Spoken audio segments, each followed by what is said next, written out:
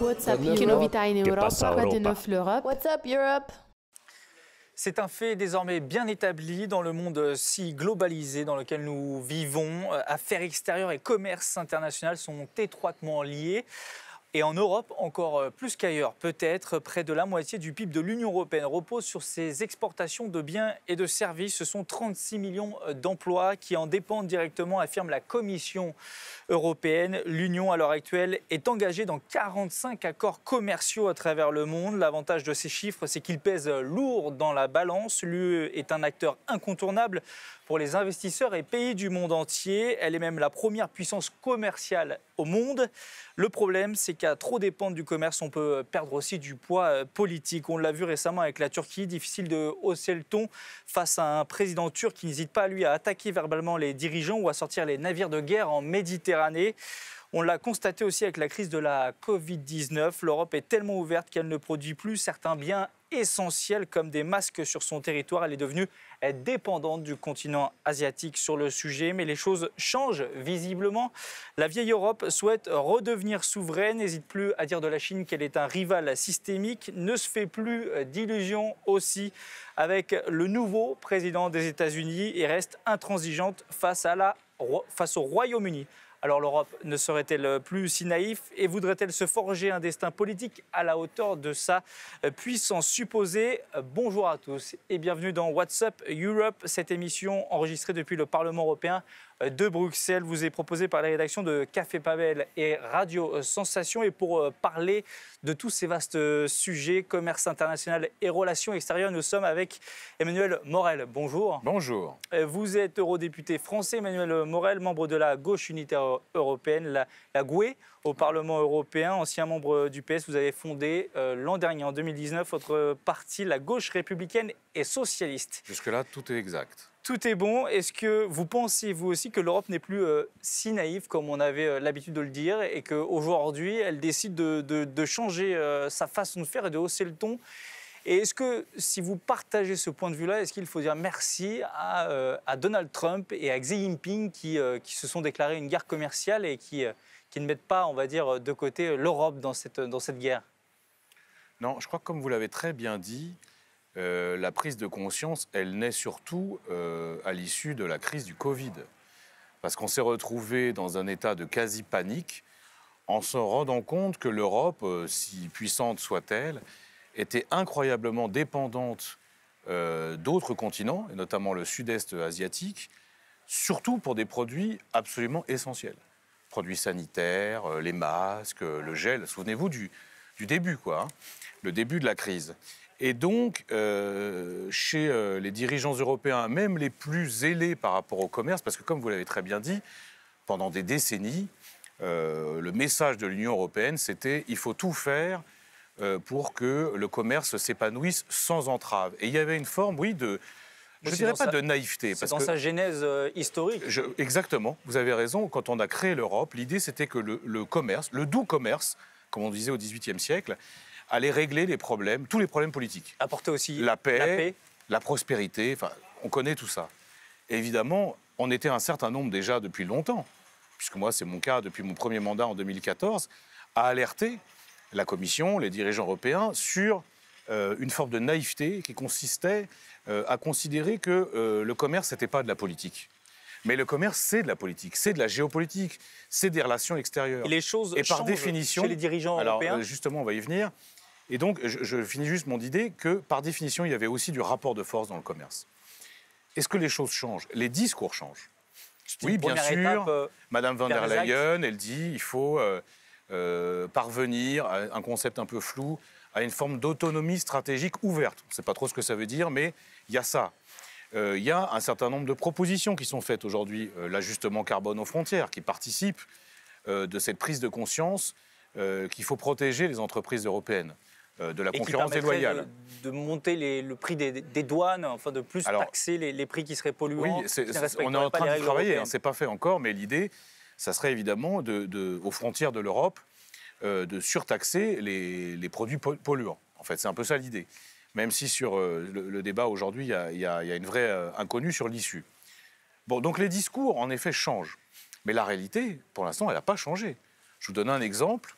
On a ces discours très généreux de M. Macron ou de Mme von der Leyen sur l'Europe qui protège, mais on continue, comme si de rien n'était, à signer, à négocier des accords de libre-échange avec des pays qui sont à l'autre bout du monde. Aujourd'hui, au moment où on se parle, il y a une négociation avec l'Australie, avec la Nouvelle-Zélande, avec l'Indonésie, avec le Mexique. Et qu'est-ce qu'on est en train de faire ? On est en train de proposer... on a suspendu, par exemple, les discussions avec le Mercosur. Emmanuel Macron a répété, par exemple... Non, c'est pas suspendu. L'accord, il est fait, je vous signale. L'accord, il est fait, mais... C'est le processus de ratification. Il n'est pas entré en vigueur. Et il n'est pas entré Emmanuel Macron a bien insisté sur le fait qu'il ne ferait pas, en tout cas à court terme. Ne faisons pas d'Emmanuel Macron une sorte de héros du protectionnisme européen. Ça n'est pas le cas.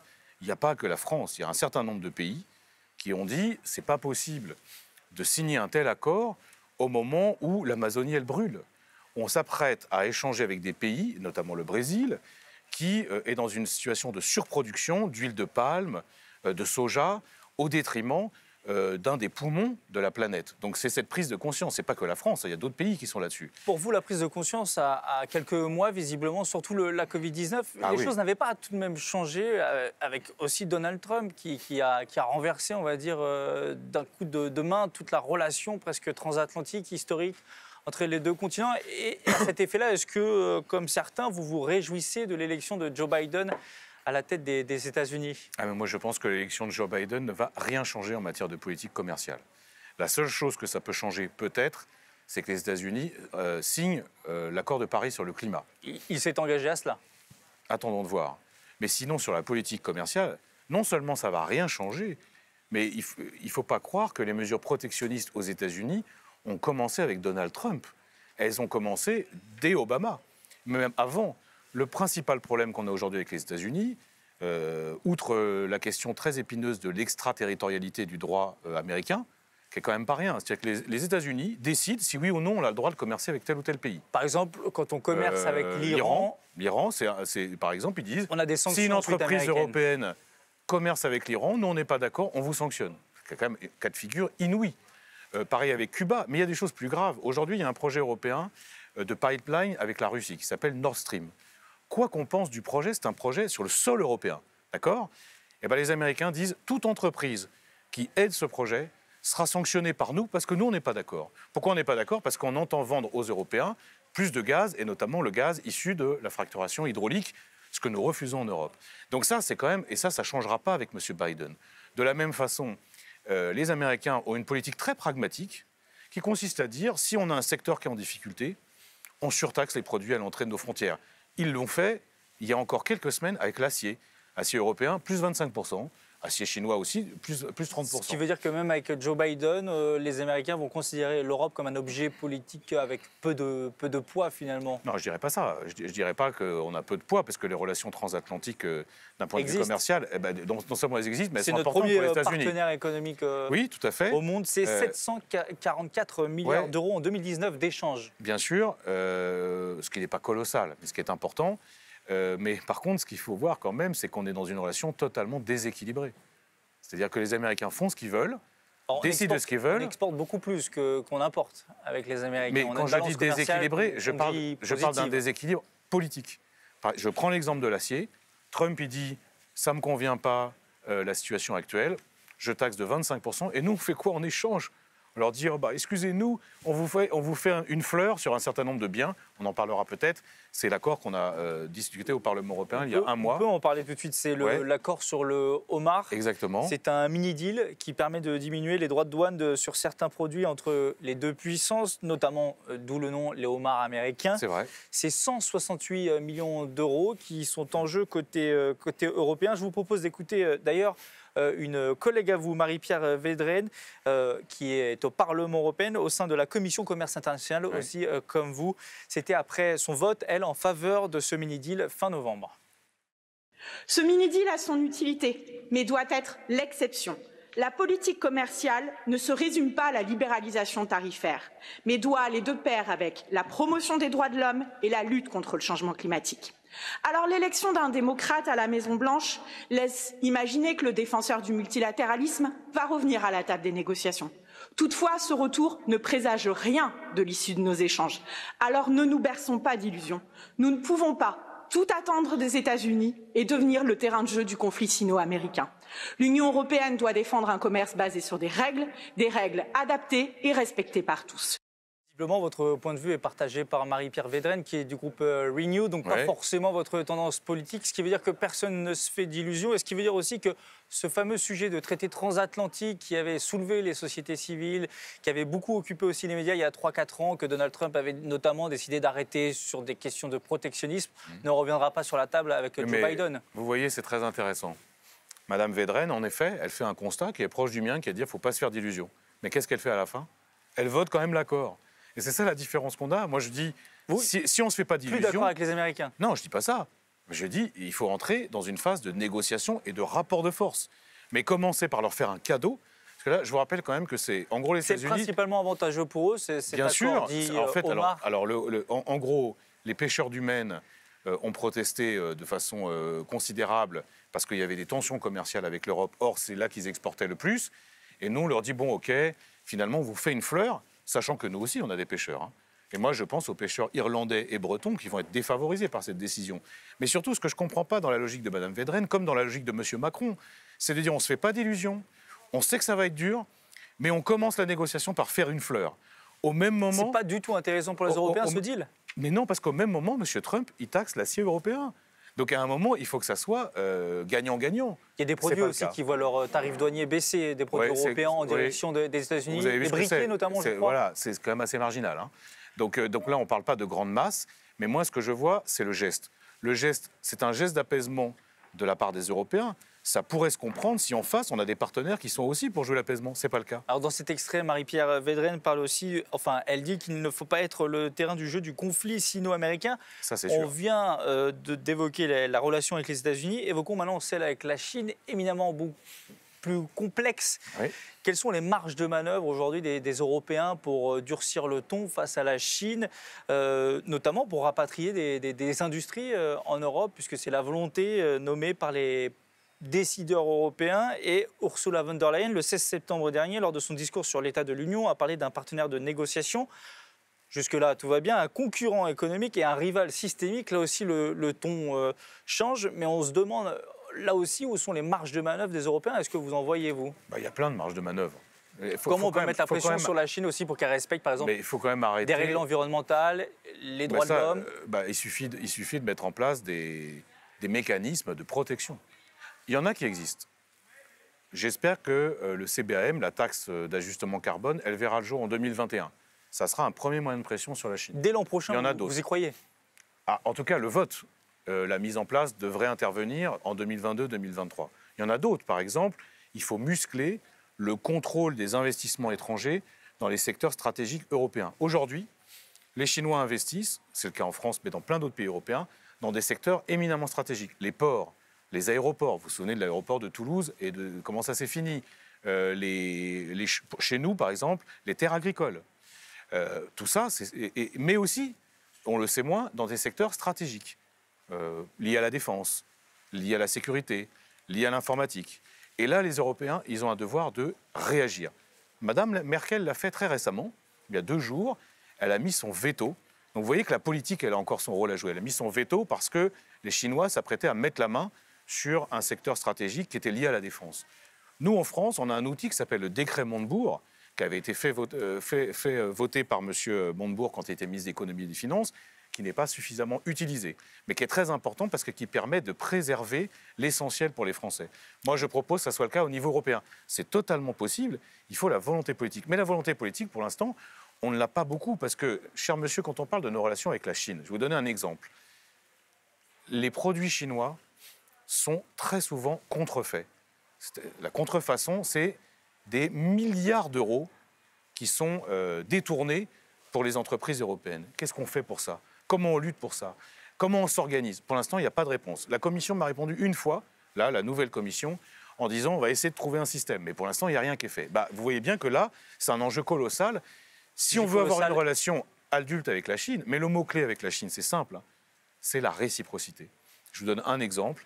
Les marchés publics chinois, aujourd'hui, pour les boîtes européennes, c'est quasiment impossible parce qu'ils ont des règles qui font que ce n'est pas possible. Et nous, on doit faire de même. On doit dire, écoutez, si vous nous traitez comme ça, on vous traite comme ça. Vous savez, les Chinois Moi, je comprends, ils ont une politique de puissance, c'est un grand continent. Ils ne comprennent que le rapport de force. Eh bien, il faut qu'on soit, nous, aussi capables de construire un rapport de force. Alors la question est celle aussi, on l'évoquait il y a quelques instants, des droits de l'homme et des valeurs européennes. Écoutez à ce propos cette question récoltée par la rédaction de Café Babel. L'Europe semble être face à un dilemme entre commerce et valeurs. Hello, my name is Sharon and I was wondering about trade and human rights. After the signing of the RCEP, there is a lot of voices coming both from ASEAN, within Europe, but also other parts of the world, saying that the EU is too ambitious in terms of trade agreements, as it wants to include human rights and labor provisions as part of the deal, and is therefore not an attractive trading partner anymore. How do you think concretely the EU can improve cooperation and keep improving cooperation with ASEAN in terms of trade and connectivity while not giving up on their ambitious agenda on human rights and labor provisions? Thank you. Alors un point sur les chiffres avant de vous faire réagir. Le commerce avec la Chine en 2019, c'est 626 milliards d'euros. Deuxième partenaire économique derrière les États-Unis d'Amérique, dont 421 milliards d'importations. Là, pour le coup, la balance commerciale est négative. Comment on joue aussi sur cette question des droits de l'homme avec la Chine? Si on doit muscler le jeu politique d'un point de vue commercial, comment aussi on joue sur cette deuxième corde des droits de l'homme, avec la situation des Ouïghours qu'on connaît grâce aussi aux actions du Parlement européen, très peu du fait des États. C'est vrai. Est-ce que c'est possible de jouer sur ces deux tableaux en même temps? Là, il y a deux questions. La première chose, c'est le RCEP. RCEP, c'est quoi? Personne n'en parle en France. C'est quelque chose d'absolument fondamental. C'est la Chine et 15 autres pays ont signé un accord de libre-échange. Donc il y a les pays de l'ASEAN, mais ça va jusqu'au Japon, la Corée du Sud, l'Australie, la Nouvelle-Zélande. Oui, il y a 15 pays en tout. Hein. Oui, c'est ça. Ça représente 30% du PIB mondial. C'est le plus gros accord de libre-échange qui ait jamais été signé. Alors, ce qui est intéressant, c'est que dans cet accord, il n'y a rien sur les droits de l'homme, il n'y a rien sur l'environnement, il n'y a rien sur les questions sociales. Quel est le problème pour nous? Nous, on a des accords, par exemple, avec le Vietnam et avec Singapour. Qu'est-ce qui me dit aujourd'hui qu'à la suite de cet accord, on ne va pas nous exporter sans droit de douane des produits vietnamiens qui, en réalité, seront made in China?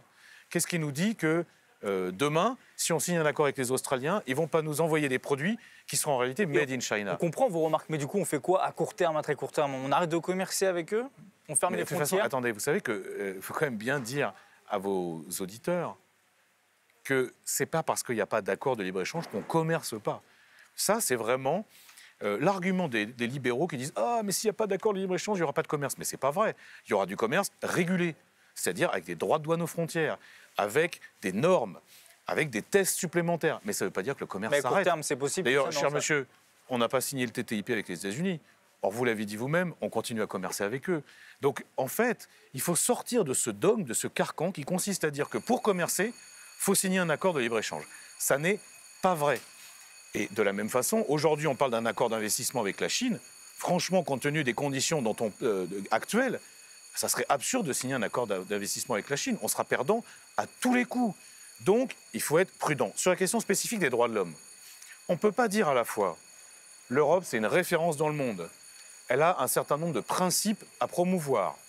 Le droit social, l'environnement, les droits humains, mais dire quand il s'agit du commerce, voilà, pour le coup, là, on laisse de côté. Mais vous voyez bien, la situation des Ouïghours, c'est un exemple parmi d'autres. Mais est-ce que c'est... Parce qu'on pourrait prendre aussi le travail des enfants. Vous trouvez ça normal, vous, d'aller acheter des... Qu'est-ce que peuvent faire les Européens quand on sait que 36 millions d'emplois dépendent des exportations? 36 millions d'emplois ne dépendent pas... C'est ce que dit la Commission européenne. Oui, mais attendez, c'est pas mes chiffres. 36 millions d'emplois ne dépendent pas des jouets chinois qui arrivent en Europe, c'est pas vrai. Non, mais on sait que l'argent venu d'Asie permet aussi des investissements en Europe. Oui, enfin, il y a aussi l'argent venant d'Europe en Asie, hein. Parce qu'il ne faut pas croire que c'est que dans un sens. Non, mais surtout, je vous pose une question. Est-ce que vous êtes d'accord pour porter un vêtement qui est fabriqué par des enfants? Vous allez me dire non. Ben ça, il faut le vérifier. Donc ça veut dire... Ça, il faut le vérifier. Moi, je ne suis pas d'accord pour qu'on porte des vêtements fabriqués par des enfants ou dans des conditions de travail détestables. Vous dites, par exemple, à ceux qui nous écoutent ou qui nous regardent aujourd'hui, qu'il faut aussi qu'eux agissent pas boycottant, mais en réduisant leur consommation de biens venus d'Asie? Alors, il y a deux choses. Il y a ce que nous, on doit faire en tant que dirigeants politiques, et ça, c'est très important, en termes normatifs, en termes réglementaires, en termes de contrôle. mais il y a la responsabilité des gens. C'est pour ça que moi, je suis à fond pour promouvoir le Made in France, parce que je suis français, mais le Made in Europe aussi. Et je pense qu'il faut préférer toujours un produit. Alors, vous allez me dire, il est plus cher. En réalité, ce n'est pas toujours le cas. Il y a des objets fabriqués en Asie qui sont de mauvaise qualité et qui, en plus, sont chers. Mais il y a toute une politique publique à mettre en place. Or, ce que je trouve, non pas criminel, mais grave, c'est que les dirigeants européens n'en ont pas conscience. Prendre un exemple très concret. Là, on travaille au Parlement européen. Où à côté, c'est la Commission européenne. À Bruxelles, précisément. Quand ils font des marchés publics, ils ne mettent même pas une clause pour favoriser les produits européens. C'est du délire. Et on a déjà les ordinateurs, les téléphones, qui sont rarement made in Europe. Au moins que notre mobilier, les objets autour de nous, le plus possible, fassent confiance aux projets européens. Parce que sinon, qu'est-ce que ça veut dire l'Europe pour les gens si on leur explique qu'on n'est même pas capable de défendre nos entreprises? Il nous reste très peu de temps. On a parlé des États-Unis et de la Chine. Je le sais. Partenaire éminemment important. Parlons d'un partenaire qu'on pourrait dire beaucoup plus à notre taille, si on peut parler de puissance ainsi, la Turquie. Le Conseil européen a voté des sanctions le 10 décembre dernier, le 11 décembre dernier précisément, et qui va ajouter des noms sur une liste. Ça paraît très peu comme sanction par rapport aux actions menées par la Turquie, notamment dans les eaux territoriales européennes. Du coup, là, on se demande pourquoi, même face à la Turquie, on n'arrive pas à agir alors que certains droits les plus élémentaires sont là aussi bafoués entre deux partenaires de confiance et qui sont là en plus géographiquement beaucoup plus proches. Non mais là, on n'est que sur des problèmes politiques. Ce n'est pas un problème commercial avec la Turquie. Ce n'est pas un de nos principaux partenaires. Le problème, c'est que la Turquie est membre de l'Union douanière. Et quand elle appelle au boycott des produits français par la voie... Il y a quand même 154 milliards d'euros d'échanges entre l'Union européenne et la Turquie. Non, c'est moins que ça. C'est beaucoup moins que ça. C'est beaucoup moins que ça. Et en plus, franchement, là, on n'est pas du tout sur des questions commerciales. On est sur des questions politiques. C'est que les chefs d'État et de gouvernement ne sont pas d'accord sur la réponse qu'il convient de donner aux Turcs. C'est ça la vérité. Pas pour des raisons commerciales. Non. Par exemple, l'Allemagne n'a pas intérêt à moins sanctionner la Turquie. L'Allemagne, c'est des raisons internes et des raisons historiques et des raisons culturelles. Et des raisons politiques. C'est pas du tout pour des questions commerciales. En tout cas, c'est pas prioritairement pour des questions commerciales. Quand les navires turcs ont fait de la provoque envers les navires français en Méditerranée orientale, le Conseil, ils n'ont pas été capables de prendre une vraie décision parce qu'ils n'étaient pas d'accord. C'est vrai que les Grecs qui sont directement concernés ou les Chypriotes qui sont directement concernés, ils auront une position par la Turquie qui sera plus dure que, par exemple, les pays baltes. Prenons cet exemple. C'est juste un exemple. Hein. Donc, sur la Turquie, la difficulté, c'est quoi? C'est que moi, je peux comprendre que c'est un grand pays, c'est un grand peuple et qu'ils ont une politique de puissance. Mais on voit bien que Erdogan, il nous teste. Et à un moment, il va falloir que l'Europe réponde, parce qu'il y a la Méditerranée orientale, mais il y a aussi ce qui se passe en Syrie, mais il y a aussi ce qui se passe en Arménie, sur le Haut-Karabakh. Si on n'est pas capable à un moment de dire, bon, maintenant ça suffit, alors vous allez me dire, il nous fait la pression avec les migrants, parce que c'est ça en fait. Oui, parce qu'il y a un accord qui a été passé en 2016. Oui, un accord un peu bancal. La Turquie se charge en gros des flux migratoires qui viendraient notamment de Syrie sur son territoire. Qui fait plus ou moins, c'est surtout qu'on lui verse de l'argent. Hein. C'est plusieurs 6 milliards d'euros qu'on lui donne pour gérer ça. C'est un problème colossal, les frontières, mais en même temps, on ne peut pas laisser M. Erdogan nous faire sauter à la corde, alors que c'est quand même l'Union européenne. Donc à un moment, une position de fermeté, mais ça ne veut pas dire la guerre commerciale avec la Turquie, ça veut dire juste des rapports un peu francs et honnêtes, comme pour l'instant, on ne le fait pas. De là, la difficulté peut-être à faire de la politique à 27 ou à 28, enfin à 28, 27 peut-être bientôt. Je ne vous fais pas dire. Demain. On avait beaucoup d'autres sujets à évoquer, les ambitions environnementales, la Grande-Bretagne aussi. Malheureusement, le temps nous manque. La Grande-Bretagne, on ne sait pas trop où on en est là. Hein. Merci Emmanuel Morel. On parlera peut-être du Royaume-Uni dans une autre émission. Merci à vous. Répondu à toutes nos questions. Merci à vous. Je rappelle que vous êtes membre du groupe de la gauche unitaire européenne, gauche verte nordique au Parlement européen et membre de la commission du commerce international. Cette émission est à retrouver sur les sites de Café Babel et de Radio Sensation, mais aussi sur les réseaux sociaux. On se retrouve très vite au Parlement européen pour un nouveau numéro de What's Up Europe. À bientôt.